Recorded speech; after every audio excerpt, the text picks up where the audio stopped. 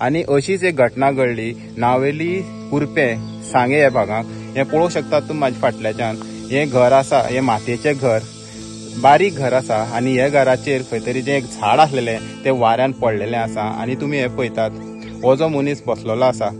आता एका पळयतकीर तुम्ही म्हणूंक शकतात की 7:30 जी येता ती एक बराबर येता, कारण हो राघू ताळगांवकर 52 वर्सांचो दादलो, हे तेजे घर हांगा तो एकटोच रावता आणि तो पॅरलायज आसा।